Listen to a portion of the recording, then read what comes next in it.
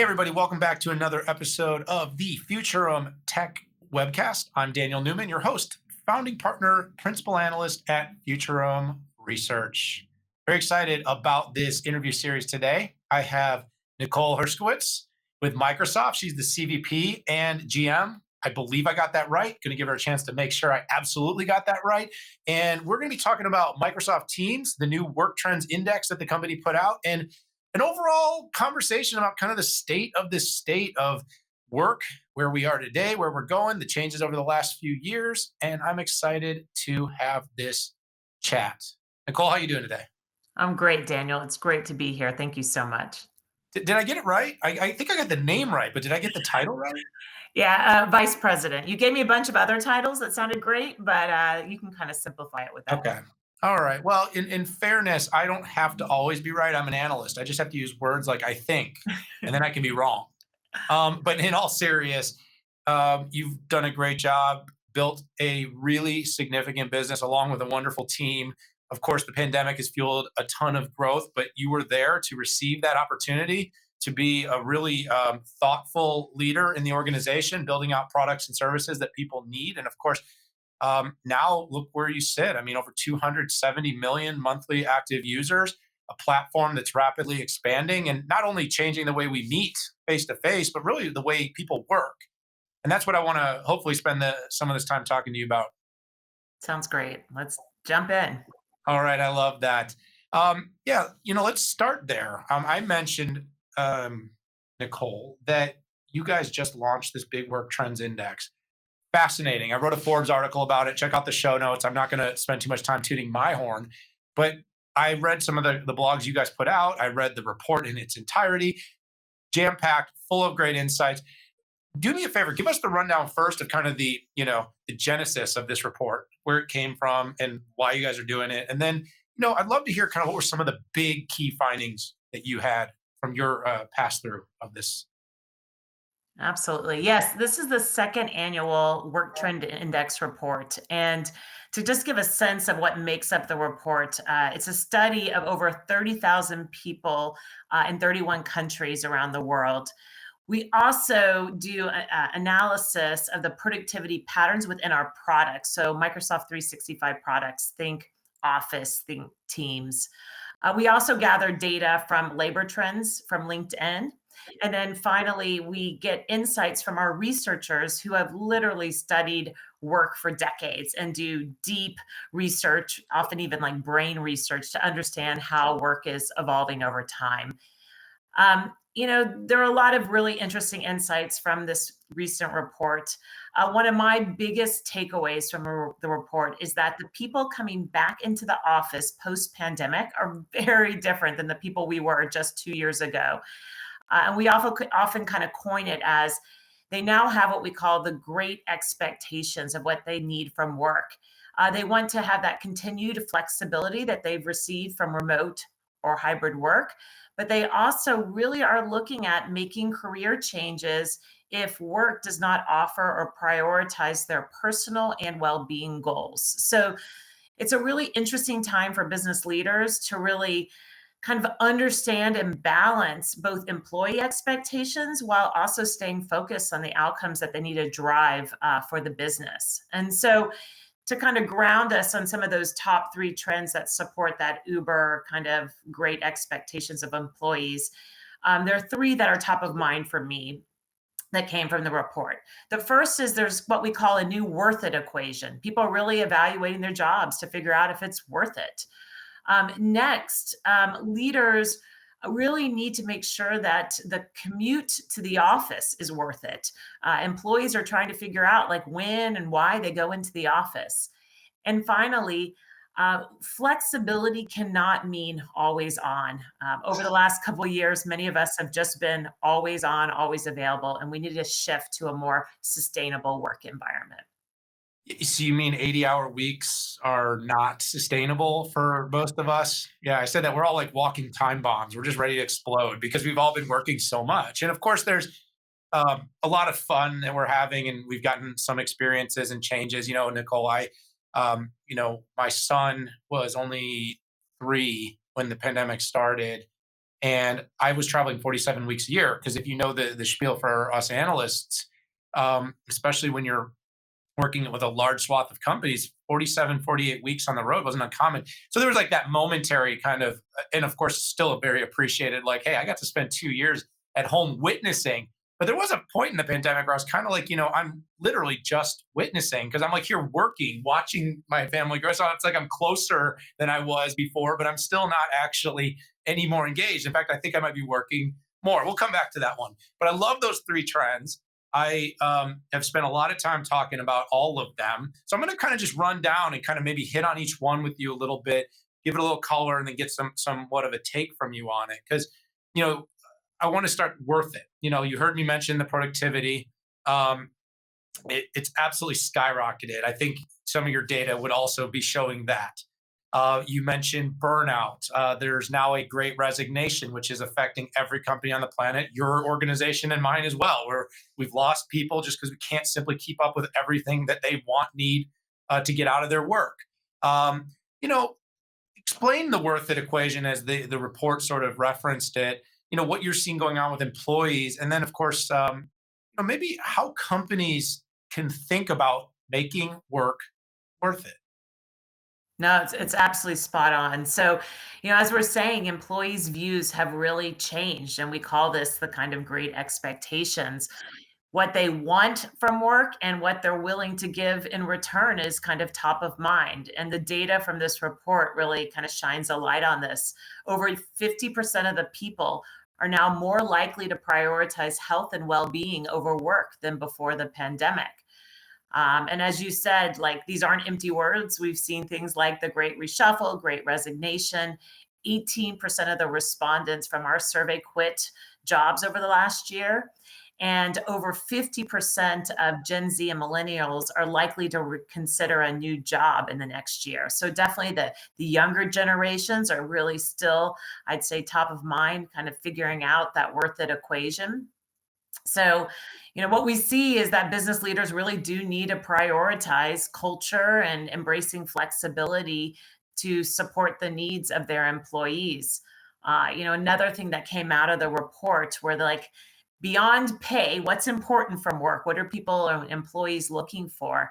And the five things that respondents said is they're looking for a positive culture, they're looking for mental health and well-being benefits, they're looking for a sense of purpose or meaning from their jobs. They're also looking for more flexible work hours. And finally, they want some more time off, more than 2 weeks of paid vacation a year. So, knowing these things, I think, can help business leaders really think through how to both achieve the business outcomes they need, but while at the same time, really provide the flexibility and benefits that employees are now looking for. You know, all I can think is as a millennial, and I am, believe it or not, it's not the hair, but I'm a really old millennial. I was born in the 80s. My first book I wrote, I've written seven. I don't know if I've talked to you about that or anybody out there, but I like to occasionally toot my horn. But the first one I wrote was called Millennial CEO. And it's funny is the pandemic has definitely shined a light on some of these things, Nicole. But I also was thinking about, we did like a digital transformation index like 2 or 3 years ago. And I remember trying to understand technology adoption inside of enterprises. And it turned out that culture, more than any other thing, was the leading decision or leading indicator of whether a company would be able to embrace and adopt a new technology. Um, and so it was funny because I kept writing books about, later on, I'd write more about technology. But every time I try to write about technology, I'd end up swinging the pendulum all the way back to culture.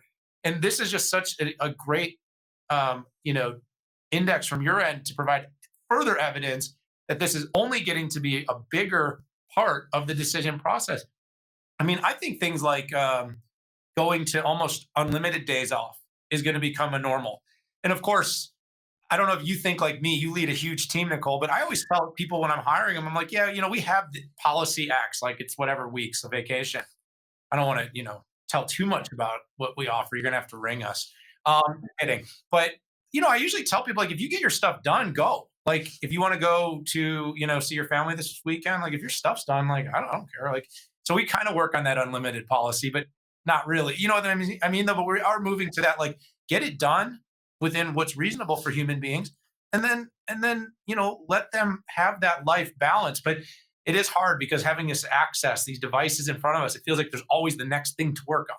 Yeah. So I want to run you towards the next thing you said, though, because you said leaders must make office worth the commute. Okay.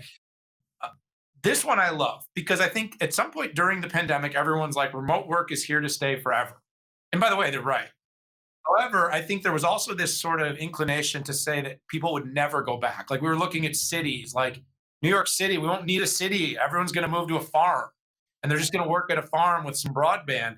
And I think we've also found that's not true. Yeah. And so, what I keep saying is that some companies are going full remote, some companies are going largely in person, and everything in between.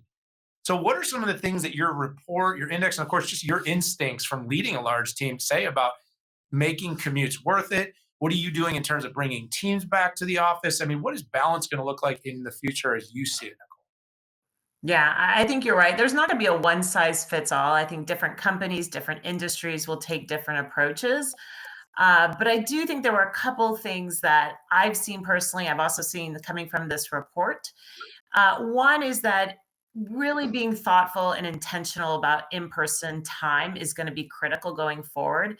We know that people thirst actually to physically connect and connect in person. Like those connections really build bonds that even if we're not, working together every day in person, when we have an opportunity to meet in person, we then can build relationships that help us sustain when we're working remotely. And then the second one is that hybrid work will be a reality. And so let's design for it. Let's build solutions, design our physical spaces with that in mind. And so if I talk about the first one first, being thoughtful about and intentional about in-person time, one of the things I've even struggled with as we've returned to going back into the office is making sure that the days I go into the office, my colleagues are there. And our report said that as well. 38% of hybrid employees say their biggest challenge is knowing when or why to come into the office. So really starting to be intentional about what days people are in the office or why, what type of activities you do in the office. Less than 28% of companies have even established any type of team agreements to kind of define these new normals. And so I've seen, from my team, but also from my customers as well, that they're experimenting and they're finding new solutions, doing things like Team Thursdays, where everyone kind of comes in on those days so that they know their colleagues will be there, they can interact, they can have brainstorm meetings, really find ways to collaborate and know that their colleagues will be there. My team has started doing quarterly offsites. Actually, our next one is next week, where we call them our team's team weeks, and we just bring everyone together for a couple of days, and we have a combination of social and work-related sessions, and a lot of collaboration time. And we feel that is an opportunity to really, once again, build bonds, even when we're physically distributed.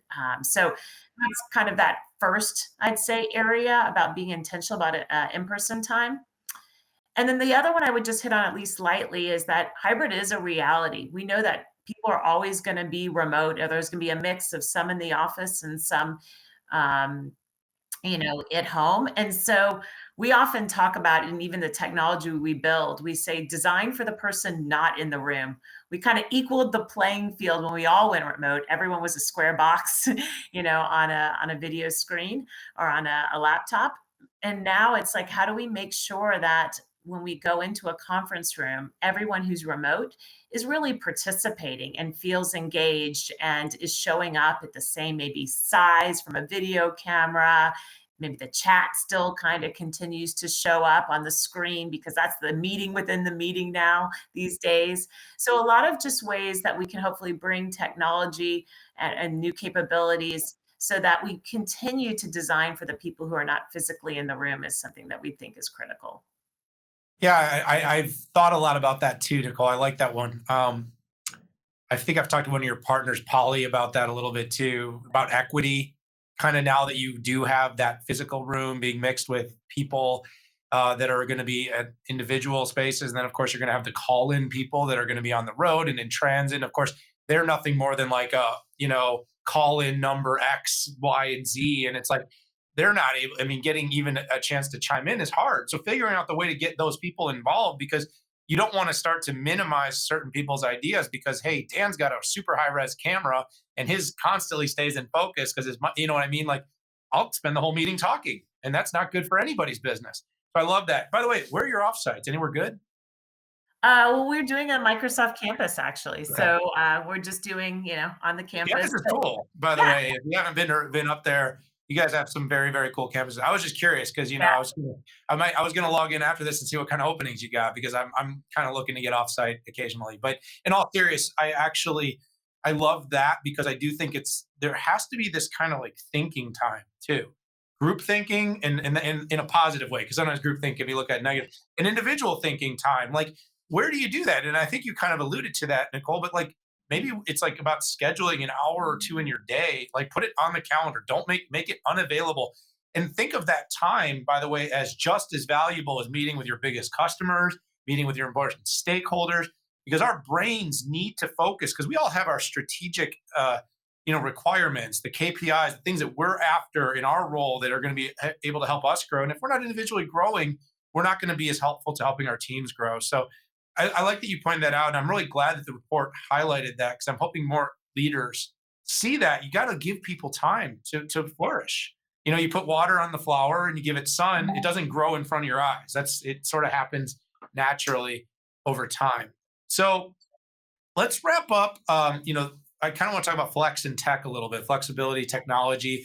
We'll see if we can wrap this all up into one question. I might need to ask you two. I can't promise you the outcome just yet. But a lot of the data kind of focuses in on what we just mentioned about finding balance, and I call it well-being meets productivity.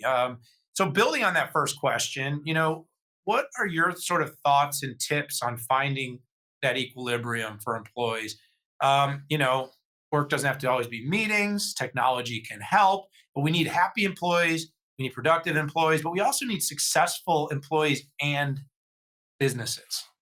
yeah. No, it's a really great question. I mean, and when we look at our products and the usage of our products, meetings are on a rise over 250% since 2020. Like we've kind of gone into meeting overload, and meetings don't equate always to productivity. And what is exciting based on the latest data is that we're seeing some new productivity patterns emerge.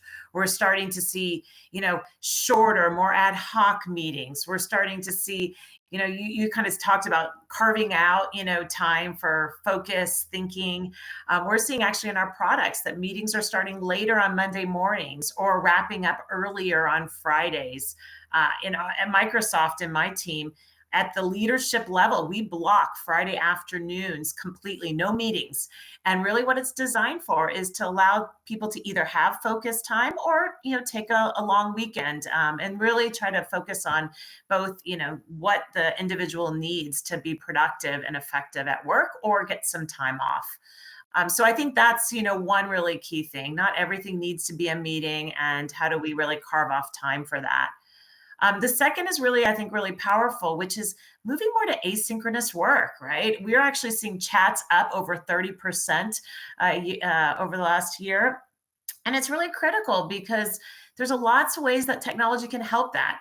In teams, more often than not, I send a chat or, just kind of, review a recording of a meeting versus actually participating, because being in a meeting all the time is exhausting and fatiguing. So using technology to have different ways to collaborate and communicate can help us be more effective employees, and also embrace different working styles. So I suspect we'll see a lot more of that as we move forward. And, we're setting a lot of innovations to make that possible for our customers too. Yeah, and you kind of hit on it, but you've definitely been very ambitious in building technology that enables, whether that's been new modes that are more immersive, the together mode that took out some of that sort of square, everybody's a square. Let's create the classroom. I can only see how things like metaverse will help take that forward into the future when you get some lightweight appliance and you can kind of be together. All of our avatars, Nicole, will be hanging out in our avatars, which I'm optimistic about. Like I said, as long as I can make the appliance light enough, like it's as light as the glasses you're wearing right now, I could see that being really heavily adopted. I also, you didn't mention this, but as an analyst I'm watching, and like what you've done with Viva, building technology that's really not about more productivity, but that's about more wellness. It's easy to get stuck at your desk for 6 straight hours, call to call, where legitimately you're having to, apologize. Like, I have to use the washroom, or apologize. Like, I need to drink water. Like, you know, it, it's crazy. Like, we just somewhere, and, I like that. I think sometimes when you and I met, you start at 5 minutes after. And I'm really hoping that those meetings start because you give yourself those 5 minutes. Although I'm afraid that from time to time, those just end up being 5 more minutes that you're able to finish the last meeting. So, when I have people like you with your leadership and vision, I love to sort of wrap these shows up, kind of looking, into the crystal ball, into the future. Funnest part of my job is making guesses. And by the way, the funnest part is when I get to make guesses that are far enough into the future that I know I'll never be held accountable for those guesses. But, we've now learned a lot. The pandemic has brought into focus. This whole business has become exponential. What do you think? What's next? What's kind of the future of work look like as it pertains to, not just Microsoft and your business, but just as people and patterns? Yeah, I mean, we none of us have crystal balls, right? But I do think we're in learning mode, right? I think it's going to be messy. I think together, we really will kind of figure out and design the new world of work. But I do think fundamentally that flexibility is going to be key, and that there's not going to be this one size fits all, because the labor market has really changed fundamentally. And I think about three things like that will really shift going forward, that really will impact work. One is around the physical space. As we mentioned before, like employees that are like going back to the office now, they're just different. They have different expectations, and physical space therefore needs to be used differently. And in this world of hybrid work, we're always going to have someone remote. So we need to think differently about those physical spaces, maybe starting with the meeting rooms. But I suspect that companies are going to just think very different about their square footage going forward. And that's really going to drive some changes as we think about work. The next one I think about is digital space. We're going to continue to see new digital experiences emerge. I mean, you kind of talked about some already, whether it's things like Together Mode, which kind of just help us connect in different ways. But even bigger, the metaverse. We have Mesh for Teams, and really, the metaverse is coming to business, and it's going to be real, and it's going to create new ways to work together in digital spaces. And it's something actually that's not that kind of far off or crazy. It's something that we've been working digitally for the last 2 years, and now we're going to have more immersive spaces. We'll use avatars. We'll be able to solve things that are really hard, like Accenture uses Mesh for Teams for onboarding employees. They used to have to fly everyone to St. Charles. Now they'll be able to really get employees to connect and really kind of join companies through digital experiences, which would be really powerful. And then the last one I'll hit on is what we call collaborative apps. Once we get all these people in these collaborative experiences where they have different modalities for communication, they're looking at how best they can stay in that flow of work, and how you can bring in data, applications, intelligence, line of business systems, all into one place so that you can make better decisions, so you can serve your customers better. And so I think work is going to become more seamless and more integrated for all of us. Yeah, I love that you hit on all of that at one time. I like that you mentioned the collaborative apps. I do see Teams sort of becoming the center of the work experience. Of course, for all Microsoft power users and organizations, and ideally, Microsoft tends to touch every organization. So you have a lot of different ways to get involved. But like I said, it's kind of more of whether you're updating a CRM, whether you're building an app, whether you're trying to just look for data that lives within the system. Like, instead of going from app to app to app, if Teams is sort of like where you start your day, how you chat to people, it's definitely replacing a certain amount of email that we're going to do. Why not be able to pull it up, request a day off, but not just request it in a formal way, but or an informal way, but be able to request it where it ends up in the HR system. All that stuff is going to be tied together. And I really do like what you're building there. Now, I do want to know, can I name my avatar? Can I be Danny Avatar? That's what I want to, I want to have that. So I want people to ask the question when I'm podcasting, is that really him, or is that his avatar? And so if everyone, says like, you need a doppelganger, you need another person to allow you to do more podcasts. And I'm Danny Avatar. That's who I wanted to be. So we'll work on that with you. Build it in Mesh. Can we build it in Mesh? I love it. I will try. Nicole, this was a lot of fun. I really appreciate you joining the show. I'm going to ask you to come back. I can't promise you when, but it'll be probably sooner than you're looking for. But so many great insights here. I had a lot of fun. And like I said, I imagine the evolution of teams is only going to continue to happen and be more faster, more prevalent, more faster. It's going to be faster and more prevalent than it ever has been in our lives. So making up words, having a good time. Nicole, thanks for joining the show. Thank you so much, Daniel. All right, everyone that tuned in, if you liked what you heard, please hit that subscribe button. Look down in the show notes. I'm going to put some information so you can follow Nicole on Twitter and other places where her profile is public. And then, of course, also get you the Work Trends Index so you can read that yourself. Lots more interviews on this channel. So again, love having you here. We appreciate you. But for now, I got to go.